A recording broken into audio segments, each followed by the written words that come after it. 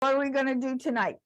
We are going to do these, which are, these look, and I'll show you on the other camera, these look like you've done little tiny patchwork squares, but it's not. It's actually woven, and then we're going to do some work with decorative stitches. And we've got some stitches. This one looks like they're either appliqued on. So this has been fun. This was easy to do, and it really only took me about 15 minutes. What was the longest was doing all this decorative stitching, which is, boring. So anyway, what you want to do is you're going to start with 1/2-inch strips. So you have strips. I'm just picking 2 colors, and you just cut 1/2-inch strips, and you can make it out of scraps. You first determine how big you want to make this thing. And I thought at first I was going to make it round, but I changed my mind, and I'll show you how I come up with the pattern after too. So I figured I put enough strips to go as big as I wanted to go. And I figured I needed to have it 4 inches finished. So if I take a 5-inch square, that will be good. It'll be done. So what you want to take is a piece of batting. This I've used Wonder Under. So you take it, infuse it to the batting, and then you expose the paper on. So it's 2-sided. Any more? Did I get it all? Yeah, sometimes you can't see it. Okay. Okay, and then you want to have something you can pin into. I have one already started with the big one here, and then I've got this one, which is about 5 inches by 5 inches, and this has got a piece of Wonder Under fused to it. Okay, so you just start by putting your strips down. So I'm going to just put them close together, and I'm going to take pins. Where did my pin thing go? And you want to use pins that can't be melted, so I'm just going to use my dressmaker's pins, and I just want to pin them down so that they're taut. And this is what setting it up can take a while. And what I like about this one is it's small enough I can put the pins on the sides. Oop, you want those nice and close together. Do a few at a time.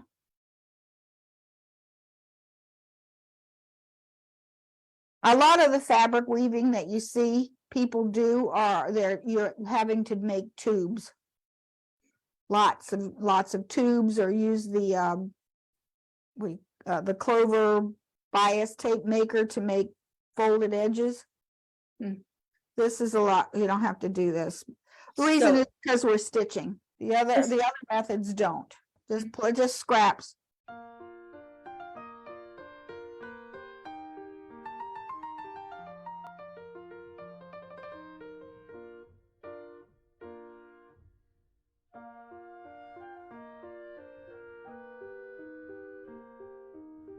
Start, and I'll just turn it this way. So I'm going to just release every other pin on one side for now. Whoops, wrong one. Okay, I want to release every other one and pull it back to about halfway.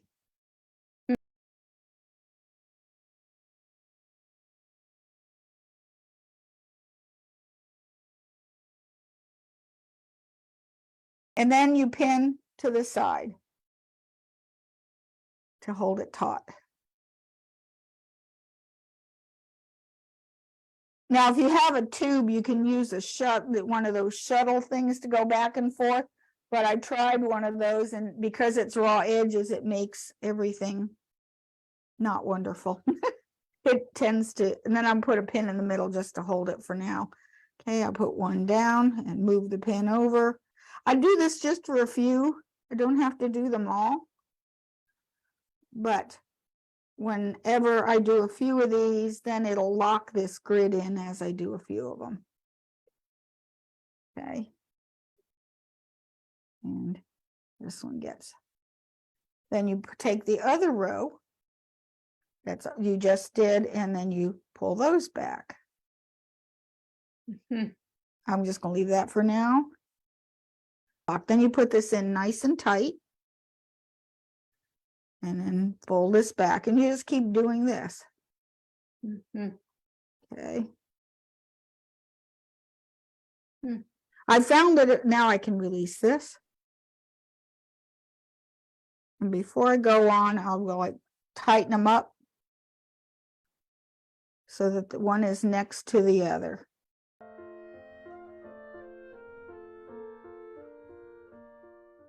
Just keep doing that until when you finish up this side, you turn it over and do that on the other side. Okay, so I'm going to put that one aside. Any questions so far? So that's how it gets started now, which is halfway done. There. Ready, and let me turn it around because now it's time to do this side. Let's see, where was I? Alrighty, this one comes out.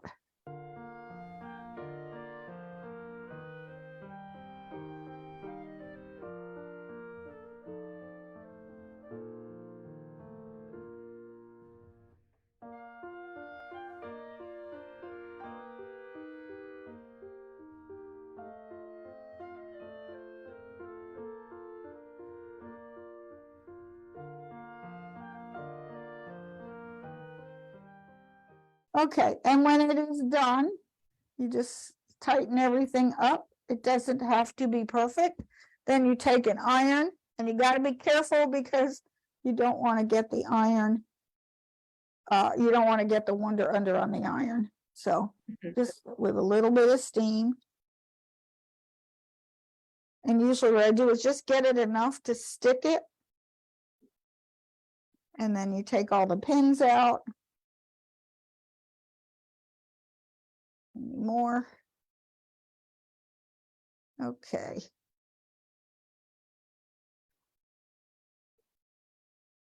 Nope. Couple more. Saw another one. That's the one thing with those dressmaker pins. They're very light. I mean, you can't see them. Then I'll turn it, and there's a pin somewhere. There it is. Turn it over, and just then I can give it a harder press with steam this time, because I'm not going to stick the wonder under to my iron. Okay.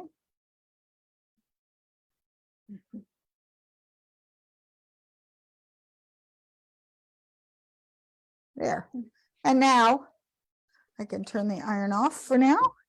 Then we go over to the sewing machine. And here's what we're going to do with the sewing machine. We are going to sew all that really is. We'll just do a few lines on this one, and then we will come back and cut this one. So, and then finish it up. So we're going to set this up for sewing. First thing I'm going to do is stitch around. I'll start this. I'm going to just do a straight stitch all the way around. I'm using silver thread. Alrighty, and I'm just doing a straight stitch for now, and I'm just going to stay stitch all the way around the edge. Nothing special here. The feet that I'm using, I've got an open toe, but you can use the plain end foot. You can use if you want to use the digital dual feed, you can. If you they have a plastic open toe, but you could probably even use just the plain old J foot if you wanted to, because it depends on the decorative stitch you're going to select.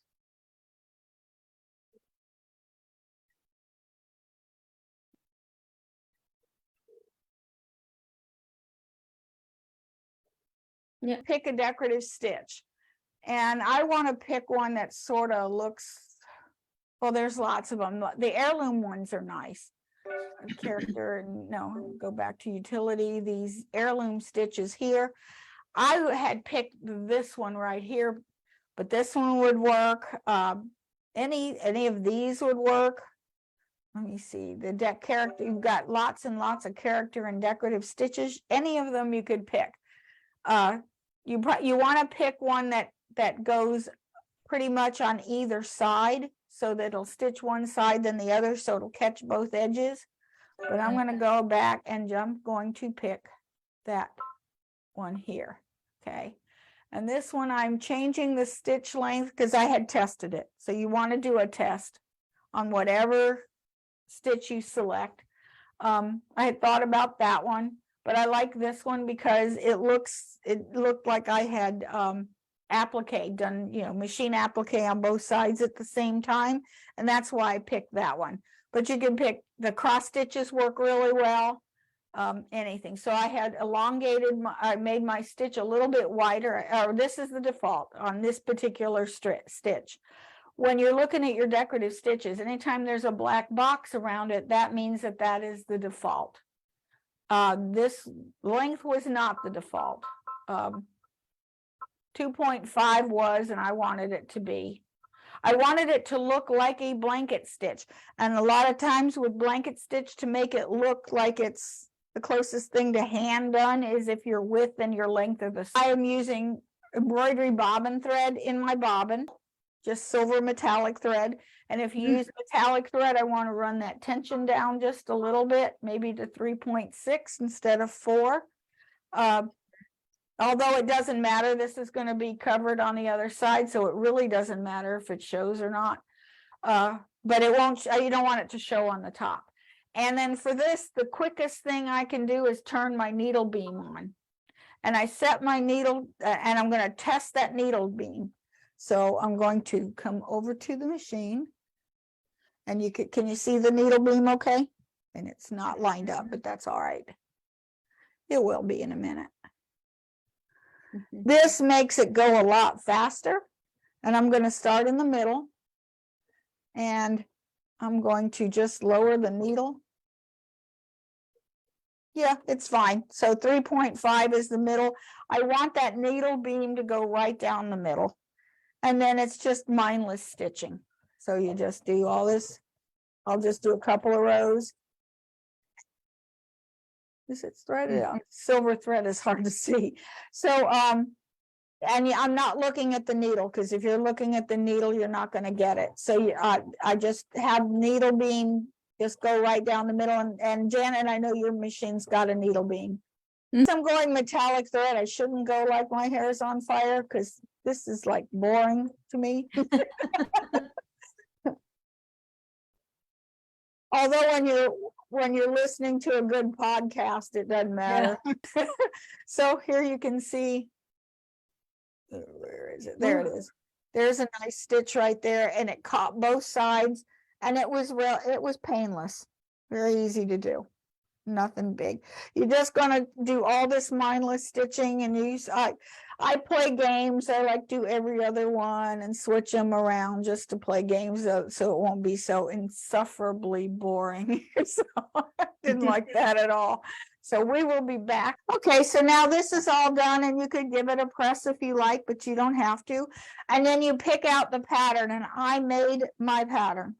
Okay. How I made this pattern is I determined I wanted it to be a finished 4-inch square. So I took a Sharpie and I made 4 inches. Turn it over. And here's my 4-inch square.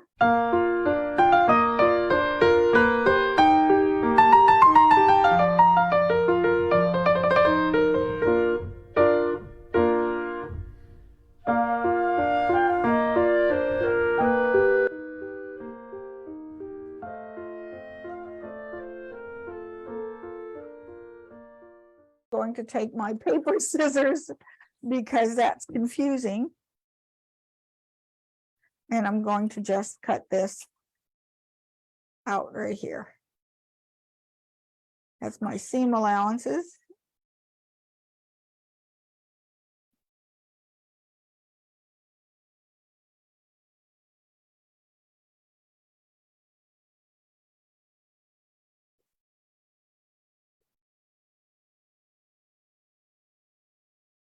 Okay.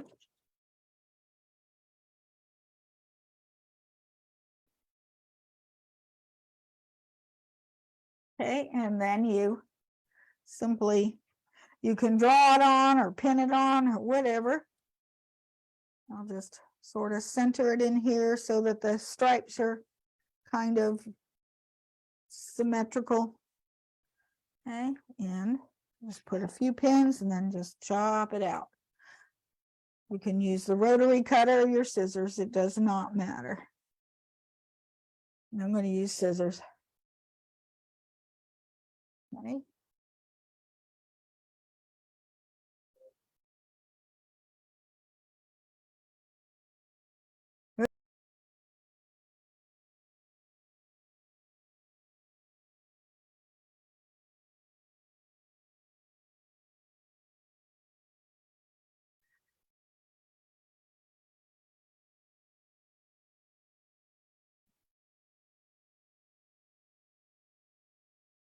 Okay.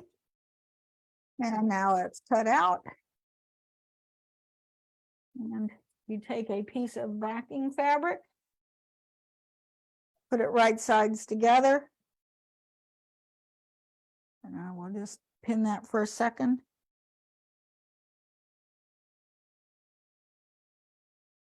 Okay.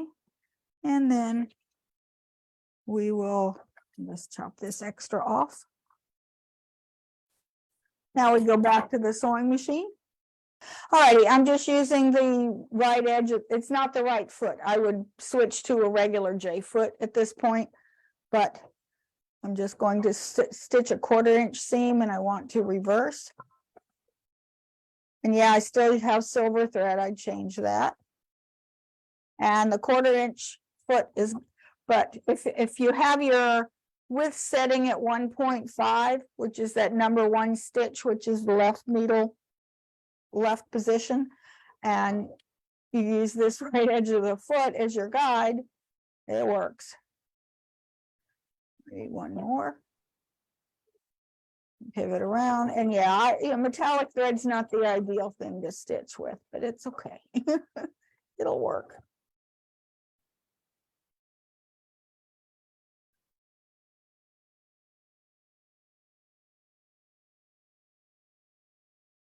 Or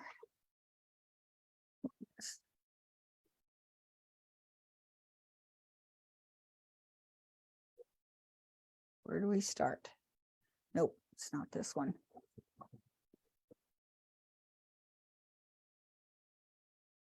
More.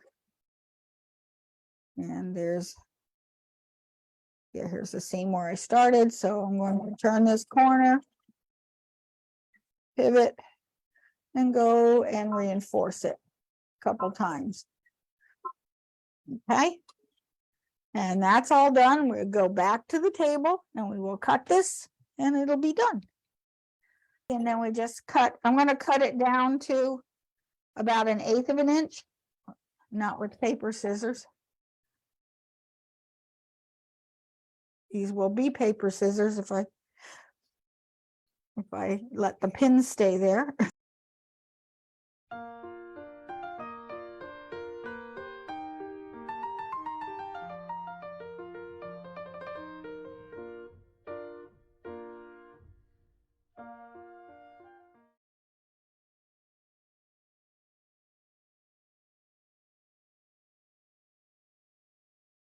Okay, and now that I've cut that to 1/8 of an inch, I'm just gonna come over here, and worst part is turning it. Stick a pencil through here. I have no strength in my fingers at all. It's terrible.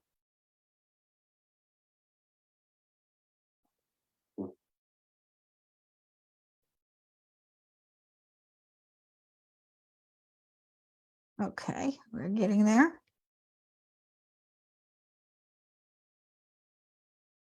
Alrighty, and then you can, where is my point turner? Here it is. Got a new one. Never did find the old one. I just got a new one.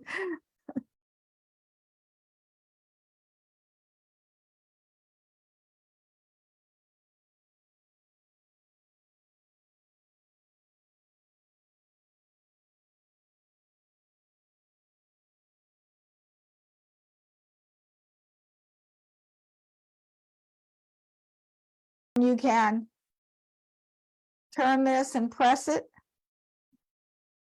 Stitch it in it by hand if you like, or just stitch it and press it. because the next thing we do is that I just simply top stitch about 1/8 and give it a good pressing. I threw it over the side of the table. There.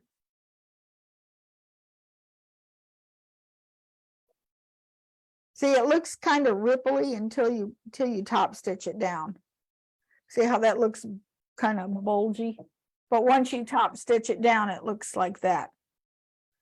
I'm not going to top stitch it down because I tend to get anal retentive that I have to both hand stitch it and stitch it down by machine. Yep. That's the pink, yellow. I think I'll make a whole set of like 8 of them. That way we can have them. That finishes the project. Any questions? I'll see you. I miss you guys. Bye-bye.